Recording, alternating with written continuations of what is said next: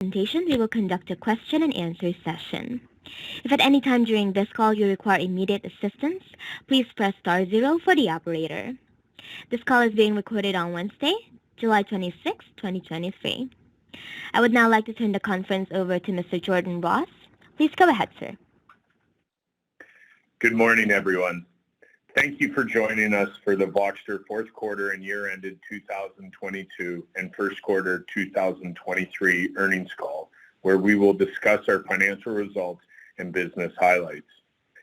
Please note that our Q4 and year-ended 2022 results were released July 17, 2023, and our Q1 2023 results were released July 24, 2023, and can be accessed on SEDAR and our website at voxtur.com. Joining me today are CEO Gary Yeoman and CFO Robin Dyson. We will begin with prepared remarks and then move into a Q&A. If we are unable to get to your questions, you're always welcome to contact me directly at jordan@voxtur.com. Robin will begin by reviewing our results. After that, Gary Yeoman as to how we are progressing through various organic and inorganic growth initiatives, as well as some of the operational efficiencies. Before we get started, please be advised that some of the information that we will share on this call may contain forward-looking statements. We caution you not to place undue reliance on forward-looking statements and undertake no duty or obligation to update any forward-looking statements as a result of new information, future events, or changes in our expectations. Further, on today's call, we will report using both IFRS and non-GAAP financial measures.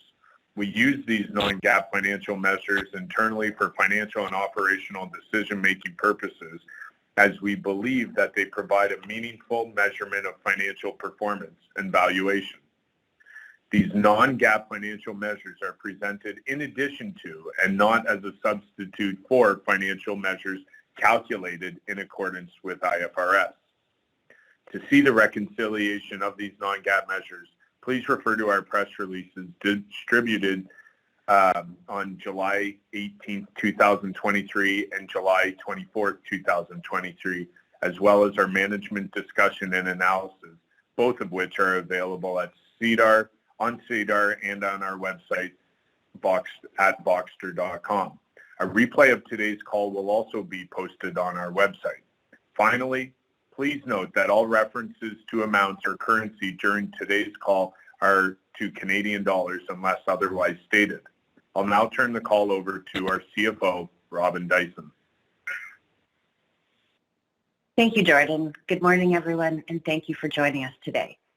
As I am sure each of you are aware, in March of this year, the company's auditors at that time, Marcum LLP, resigned from the Voxtur annual audit engagement, providing no reason for such resignation.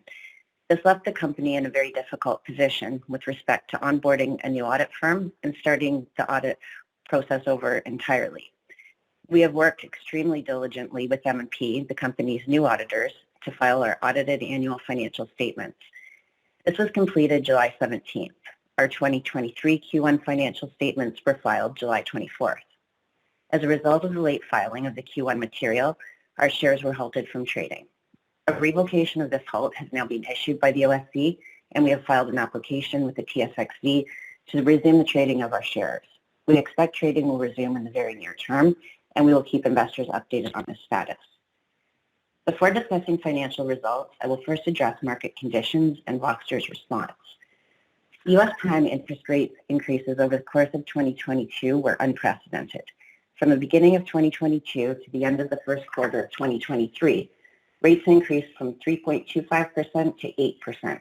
This rapid increase in interest rates had a detrimental impact on the revenue of various Voxtur lines of business, particularly appraisal services, capital markets, and title. In response to our lower than expected revenue, the company has focused on cost reductions and adjustments to the company's strategy, which Gary Yeoman, our CEO, will speak to further later in this call. I will now address material changes in the company's balance sheet. In 2022, the company acquired Blue Water. To finance the cash component of the purchase price of this acquisition, The company expanded its credit facility with the Bank of Montreal by $30 million USD, thus increasing long-term debt recorded. As at March 31st, 2023, the company was not in compliance with one of its financial covenants with respect to its credit facilities. As the company does not have a waiver of this covenant for at least 1 year beyond the reporting date, in accordance with IFRS, the company has reclassified the full outstanding balance as current as opposed to long-term in the 2023 Q1 financial statements.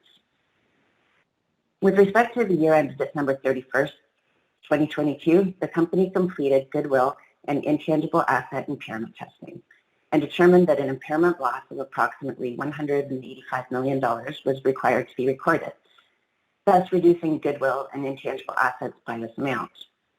This impairment loss is not reflective of what the company believes the related future value of the acquired businesses will be, but rather what can be fully supported without making future growth assumptions beyond a very modest amount.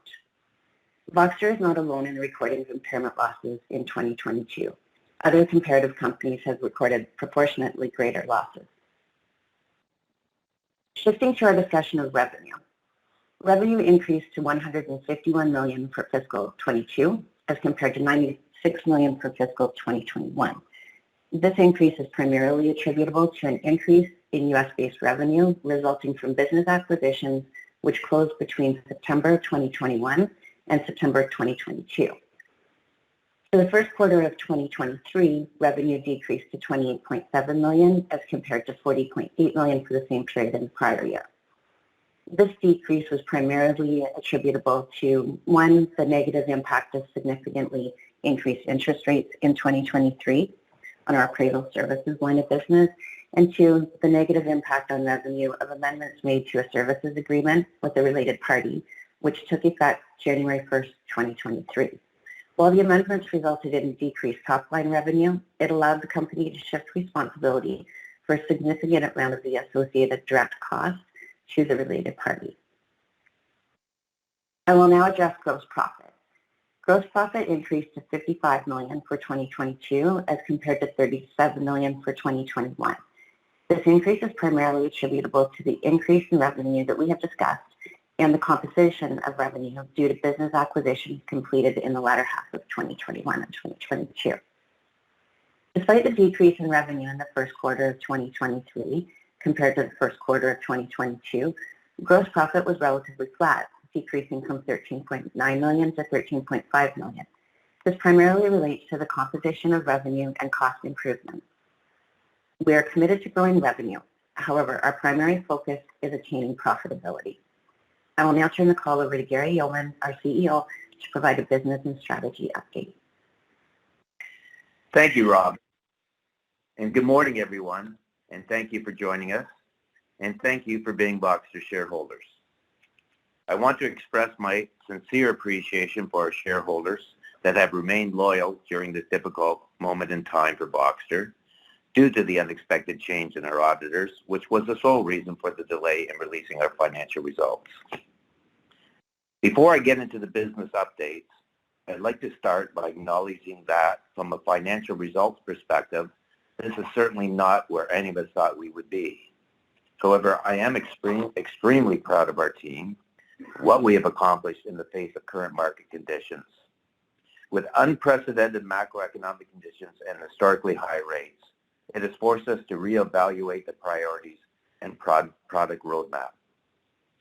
I want our shareholders to know that while we remain focused on strategic growth, we have instituted a financial plan that specifically focuses on near-term revenue opportunities and high-margin products so that each of our business lines are profitable on their own. From a corporate perspective, we have had to make some very difficult decisions by reducing our headcount by approximately 40% over the last year, which has translated into a reduction of our compensation expenses by approximately 35%. It is imperative that we align ourselves with our shareholders and the market that prioritizes profitability over growth at all costs. Now I'll discuss some of the highlights in our roadmap for getting to profitability. I'll start with Blue Water, which provides solutions for mortgage asset valuation and pricing, mortgage asset trading and distribution, and mortgage advisory and hedging and has since launched an ensured due diligence process for the mortgage assets being traded. This is a real differentiator in the marketplace. Voxtur acquired the Blue Water business to diversify its revenue streams from the primary mortgage market and create opportunity for new revenue streams for Voxtur's core products and data assets. Furthermore, Blue Water has recently launched its correspondence as a service platform that connects mortgage originators with mortgage investors. The launch of this product gives Voxtur exposure to hundreds of mortgage originators to cross-sell its products in the primary market. Our valuation business has gone live with 2 new products to future-proof its business in light of the new valuation methods being accepted by GSEs. Our automated report writer product, Reports Now, gives appraisal professionals a quicker way to get to valuation without sacrificing quality. Our walkthrough application allows industry professionals to collect property information as a result of the GSE's new appraisal waivers. We are also working diligently to integrate our industry-leading Apex Sketch application, which we believe is a differentiator in the market. The title business has switched to a variable cost model that we believe will allow us to get this business back to profitability, which is a requirement for all our businesses, as previously mentioned. Our property tax business has made some great gains, both from a product and client perspective. More specifically, they recently launched their cloud-based sketch database that allows professionals to create or update a floor plan in real time while in the field. This allows for the build-out of our national sketch database, creating new revenue opportunities. I want to re-emphasize that our focus continues to be on leveraging our data assets through our various software platforms as a foundation for reducing costs and inefficiencies in real estate transactions, ultimately making homeownership more affordable. We are proud of the advances we have made thus far, but we still have a long way to go. Lastly, Voxtur's original thesis and position of acquiring other businesses over the course of the last few years has provided us with a solid roadmap and distribution model for our technology solutions. Acquiring these businesses has put us front and center to the top 100 mortgage lenders, top 40 mortgage service providers, 190,000 real estate professionals, 1,700 title agents, and countless industry supporters. We are all working very hard to integrate our acquisitions with Voxtur Technologies to create innovative solutions, add new clients, and expand wallet share with existing clients and leverage cost synergies. Finally, I want to reemphasize what I have communicated to our employees and management team. We will ultimately be judged on our performance and not our potential. As a result, we will remain focused on profits. Thank you all for joining us on the call today. We appreciate your time and interest. We'd be happy to answer any questions you may have at this time. I'll hand it over now to the operator to start the Q&A. Thank you, sir. Ladies and gentlemen, we will now begin the question and answer session. Should you have a question, please press star followed by the number 1 on your touchtone phone. Again, that's star followed by the number 1 on your touchtone phone. If you would like to withdraw your request, please press star followed by the number 2. Please stand by while we compile the Q&A roster. Your first question comes from the line of Christian Segro from 8 Capital. Please go ahead. Hi, good morning. My first question will continue on your commentary on achieving profitability through the year. How much of the recent restructurings are worked into the current operating profile? How much more benefit do you see from that? And do you think of a target internally of achieving cash flow profitability? Could you just walk us through any timelines there? Well, definitely our goal is cash flow positive, EBITDA positive, and it's inevitable. It will happen, but I can't give you the exact time to this purpose. Obviously, I got to be very careful on future guidance. But as I said in the outset, Christian, profitability is non-negotiable, and we believe that with the austerity measures that we've put in place, And, a lot of the new contracts that are being invoked right now, that it certainly is a possibility this year. But again, I'm not going to be held to it, but that is our goal. Perfect. I'll ask one follow-on the Blue Water business. Just any commentary you could provide around how Blue Water performed in Q1 and how it's trending into Q2 and the rest of the year. So Blue Water in Q1, again, they were affected. Their business was affected because of the interest rates increasing, and it's kind of a double-edged sword. By virtue of the rates increasing, our clients basically had a pause in some cases by saying, okay, where are these interest rates? When is it going to stop? What impact is that going to be on the MSAs? When, how is that going to impact pricing? And, and how is that influencing, our quota that we can have, in investments in this field?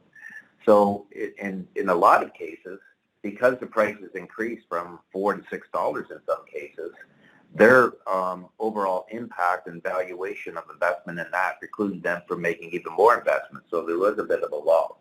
But what we have found during the second quarter and what we believe will be beyond is back to business again with the business in general.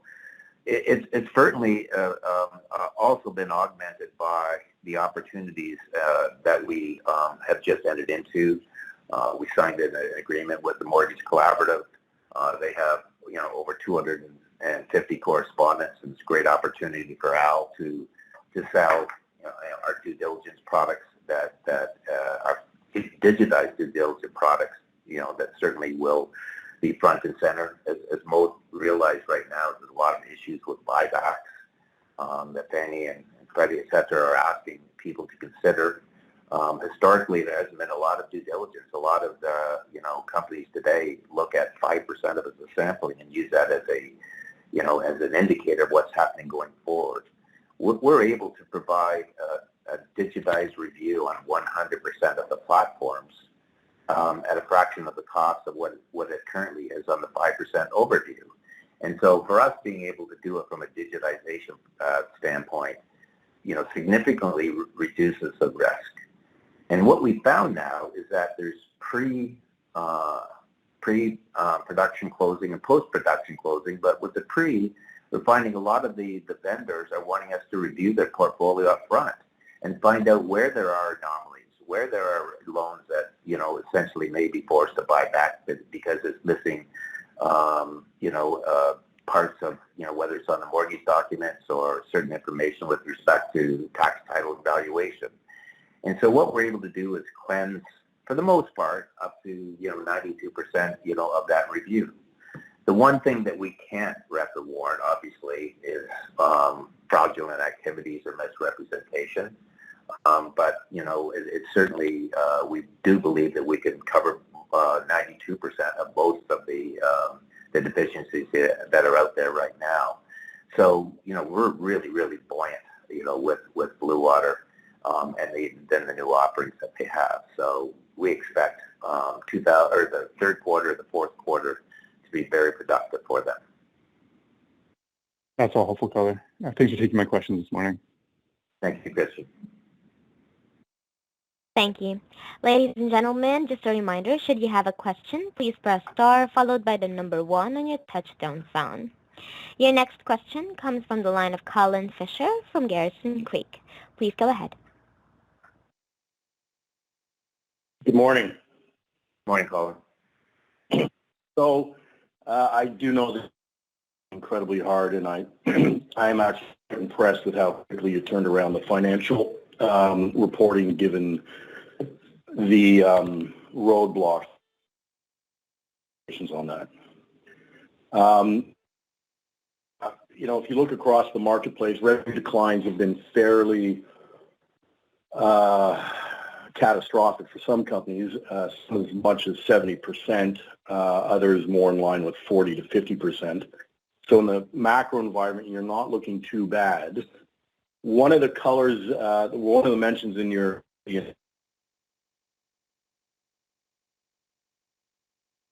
You're breaking up, Colin. I'm losing you.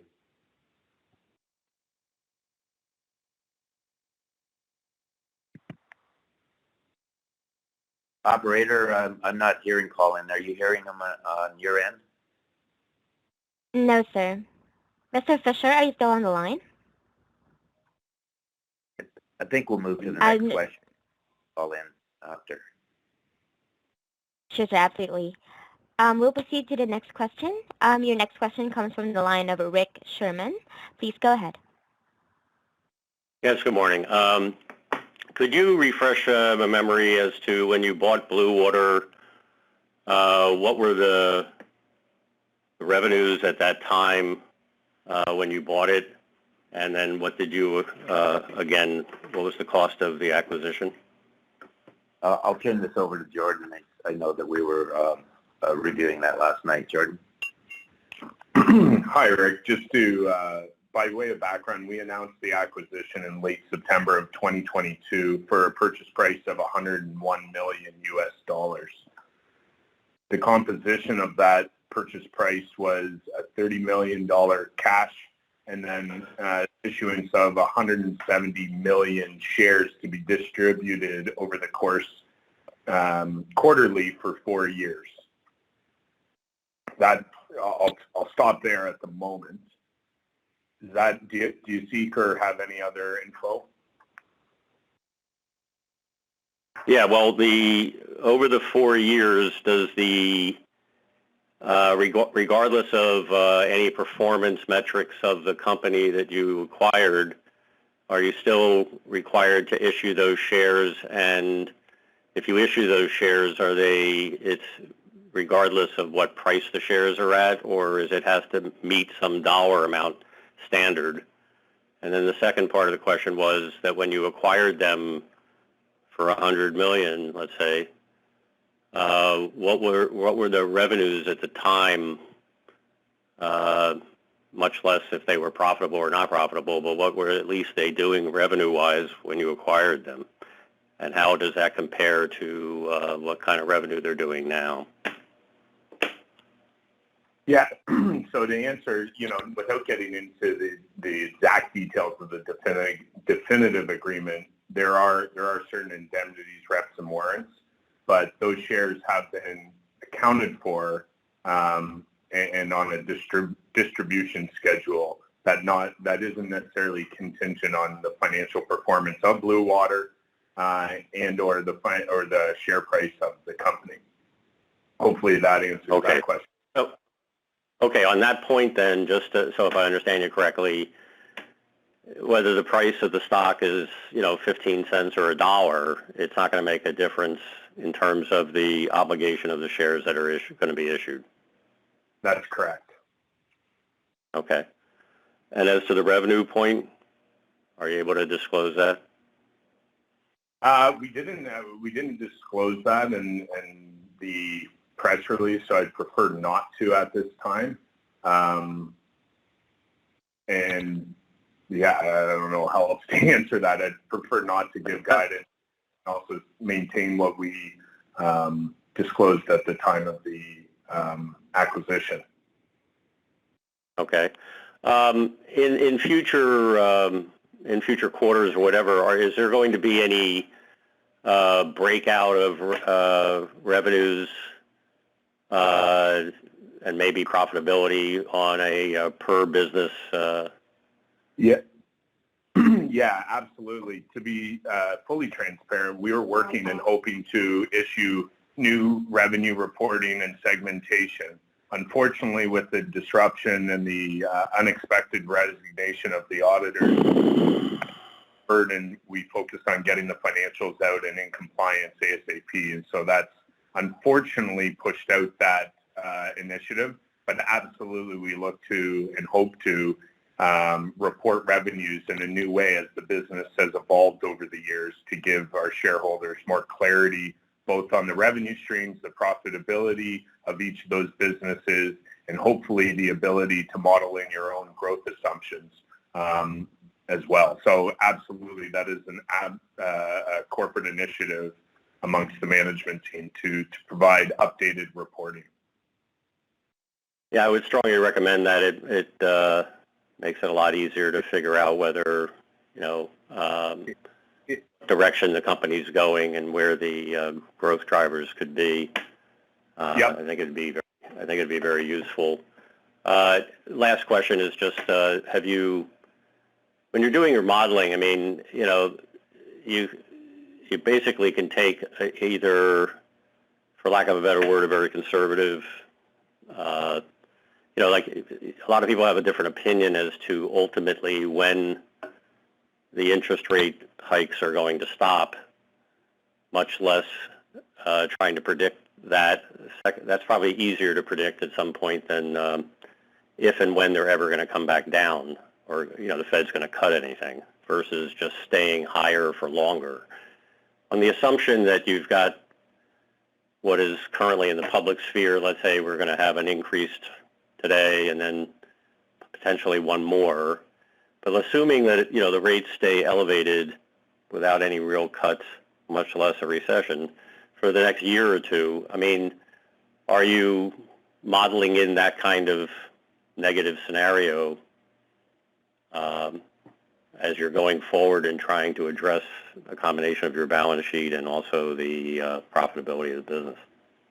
Yeah, Rick, it's Gary back on the line. Of course, we're aware of that, and we're certainly cognizant of and probably in agreement with that. But back to our business strategy, which is even more important. Using data technology and the distribution that we have right now, we're offering products that don't exist in the marketplace. They're obviously more affordable, it's more efficient, more accurate. And because of that, our market penetration to the existing businesses in all facets of our business are readily apparent. And as a result, even if there is some sense of reduction in, let's say, originations in the marketplace, our penetration is going to be, bountiful. There's no question about that. The days of, relying on old relationships and basically relying on, manual work to be done is just not going to work. And so, as I said, being more efficient by using proper technology, by having an abundance of data, and more importantly, because of the businesses that we're in, the distribution is extremely important.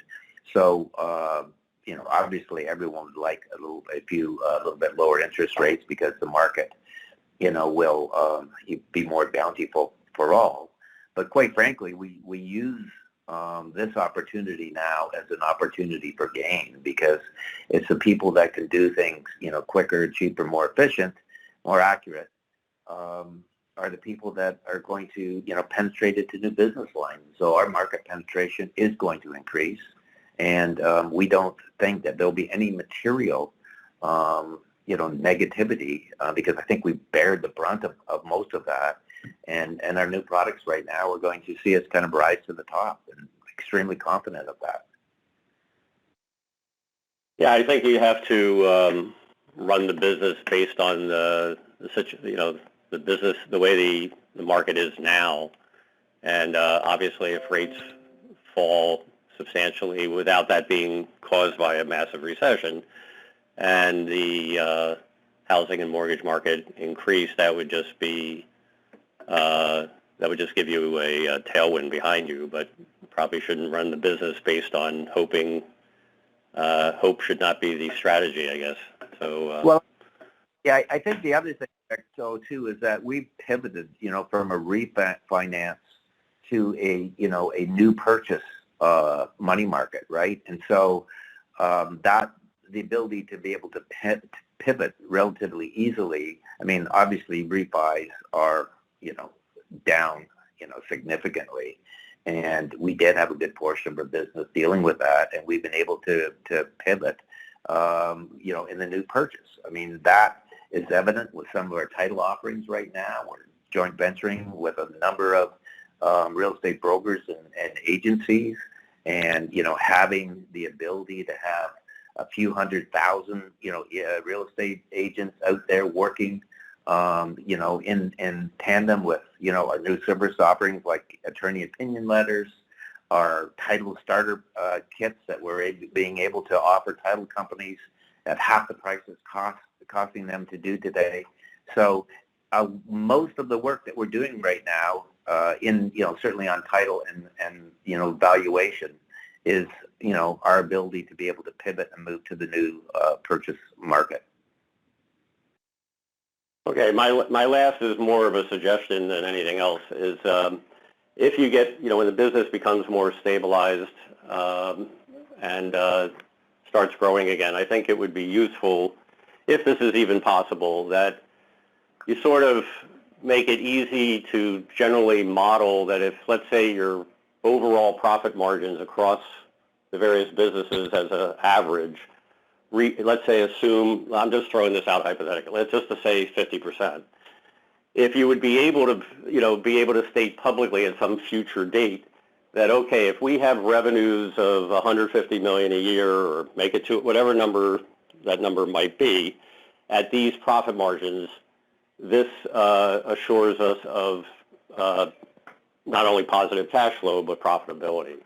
So that somebody can ultimately model, what's the base case for turning profitable, and then model from that point pretty much how much drops to the bottom line with each increase of a dollar of revenue.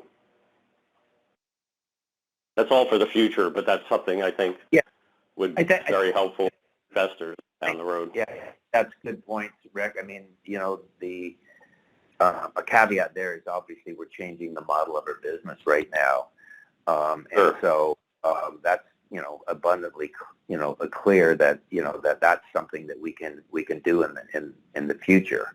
But I think a good testament, which has not been discussed yet today, is that when we kind of started this Voxtur a couple of years ago, our gross margins were at 28%.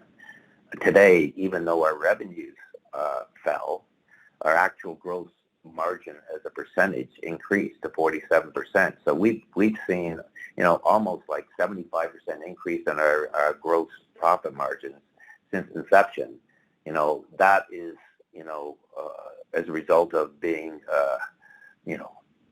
the implementation of our austerity measures, and so cutting out costs, cutting, for example, acquisition bonuses are gone now. A number of different things that we've done, and just using technology, obviously, along with our exposure to all the distribution entities that we deal with. Everything is kind of culminated in what will be our new accretive profit margins going forward. So we'll certainly take that in mind, and I think that the more that we can provide all of that information to the investors, the more it gives us an opportunity to enlarge our shareholder database, because I think that we've got some terrific, people here, some extremely brilliant, mathematicians and coders and, people that understand the business substantively, both as practitioners and, like I say, and from a digitization process. So I think we've got a really good, solid base with what we're working with, and all of the things you've said has relevancy, and we'll definitely, take heed to what you've requested. Thank you very much. Good luck. Thank you. Your next question comes from the line of Peterson Williams. Please go ahead. Thank you. How intense is the pressure from your banks with respect to the covenant issues, and what are your plans to cure them so that we can actually start to look forward to some of the exciting things you've been doing being able to thrive? Yeah, obviously, we talk to the banks daily. I mean, I've had a 25-year relationship with a bank in Montreal, going back when I took all this public back in 2005. It's been a terrific relationship. They've worked with us in a very extremely fair way. I mean, they are cognizant, of the impact of the economy on interest rates, and they've been willing to work with us. But at the same time, we certainly have to be mindful of what our obligations are. And so as a result, we've issued a press release saying that we are raising some money right now to improve our liquidity and ease any concerns that they have with respect to our go-forward ability to run the business. We're also, analyzing right now as we speak an ability to look at some non-strategic assets, and if we have the ability to, enact on those opportunities, will significantly reduce the bank debt. This is all, in the not too distant future. So we're certainly cognizant, of them being the partners they have been, and certainly in no way, shape, or form do we want to ignore what our obligations are. So we do have a path going forward. We're implementing that as we speak, and we're very confident that we're not that far away from, our ultimate goal is to have minimal debt, being cash flow positive and EBITDA positive, and having some, money in the bank. And, that's, it's really, really nice. We can't and wouldn't be here today without the Bank of Montreal. They've given us the opportunity to put these strategic acquisitions together. I know for a fact that, you don't measure acquisitions over the course of a month or a year. It wasn't that long ago when I bought Argus when I was with Altus. I paid $100 million for it. And so, there is critics, 3-4 months later. Today, that business is probably worth $3 billion. And so it takes time to integrate. It takes time to provide the synergistic opportunities. It takes time to, evaluate the marketplace and what we can do to enhance, to make it more accretive. And so, listen, the bank have been terrific. We do talk to them every day. We are moving in the direction to make sure that we have liquidity. We will be reducing our debt load, and I think that we'll, with God's blessing, we'll have a long relationship with them and all other banks that wish to participate with it. We're certainly not going to abuse the opportunities that were presented to us. Terrific. Thank you. Look forward to it. Thank you. Thank you. Your next question comes from the line of Frederic Blondeau from Laurentian. Please go ahead. Thank you, and good morning. Just my question was actually on the non-core dispositions. I was wondering if you could either provide some timing or somewhat quantify potential dispositions at this stage. Thank you.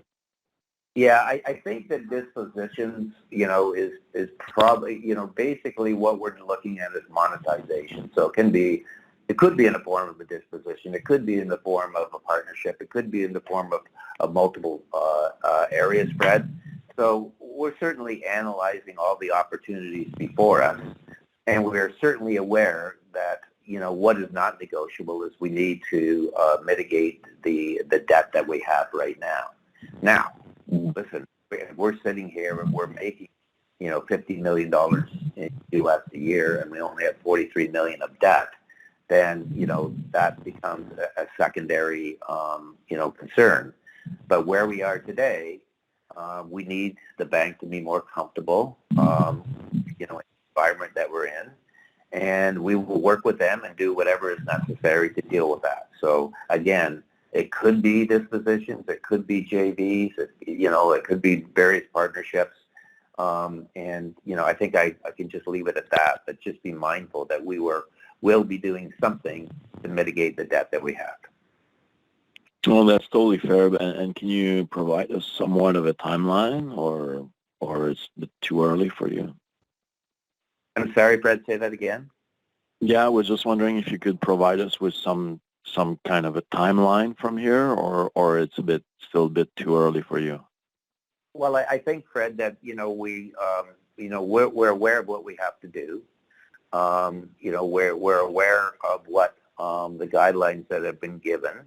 And so, therefore, it's front and center. And so we'll do things, not hastily and make mistakes, but we'll do things with much contemplation, but certainly acknowledge the fact that it has to be done sooner rather than later. Okay, that's fair. Thank you. Thank you. Thank you. Ladies and gentlemen, just a reminder, should you have a question, please press star followed by the number 1 on your touchtone phone.